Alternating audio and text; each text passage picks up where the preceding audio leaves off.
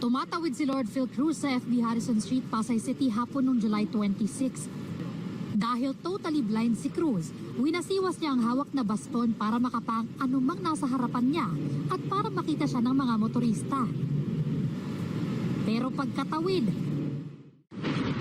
nahulog si Cruz sa bukas na drainage sa kalsada na kinukumpuni.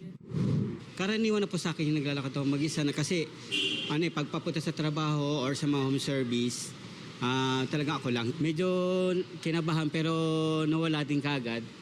Sabi niya, okay lang, pero hindi kasi baka mamaya kung ano yung tumama, yung ulo, nakakalungkot lang na merong ganun, 'di ba? Na yun nga, yung butas na kalsada, lalo pa kung gabi siguro, hindi siya makikita na may nalaglag doon.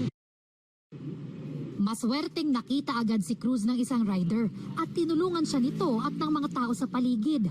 Nagkagalos sa braso si Cruz. Nakipag-ugnayan na sa kanya ang Department of Public Works and Highways at Pasay City Social Welfare and Development Department para magpaabot ng tulong. Ayon sa ilang nakausap namin sa lugar, 1 linggo nang nakatiwangwang ang kinukumpuning drainage. Meron siyang mga, yung nakasakong buhangin, yung pinag-alisan nila, nakalagay sa sako. Tapos nakalagay yun doon, nakakover. Yung nakapalibot ba, pero wala yung kulay yellow.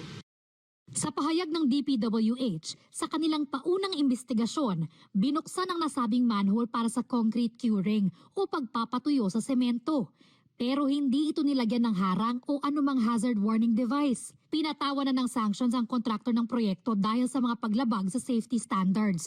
Kontraktor din ang pinagbayad sa medical expenses at distress na idinulot nito sa biktima.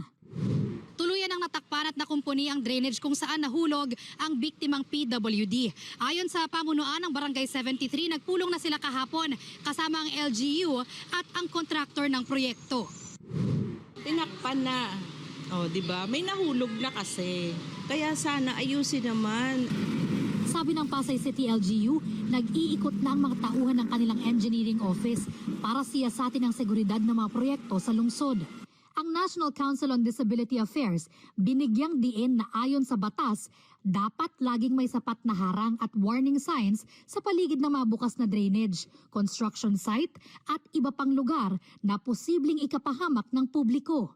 Ayon naman sa Move As One Coalition, hindi lang mga bukas na drainage ang mga panganib sa daan na araw-araw kinakaharap ng mga commuter, PWD man o hindi. Isinusulong din ng grupo na mapondohan na ng gobyerno ang Philippine Road Safety Action Plan. Napakahalaga na ang pagkilos natin ay prevention at mitigation at pag-create din ng Road Safety Council sa local government unit. No?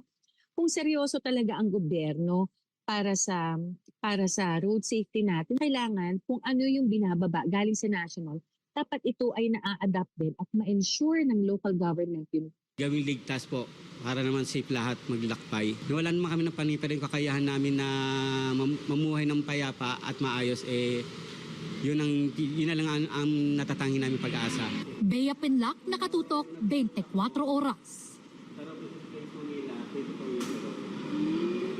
Kasi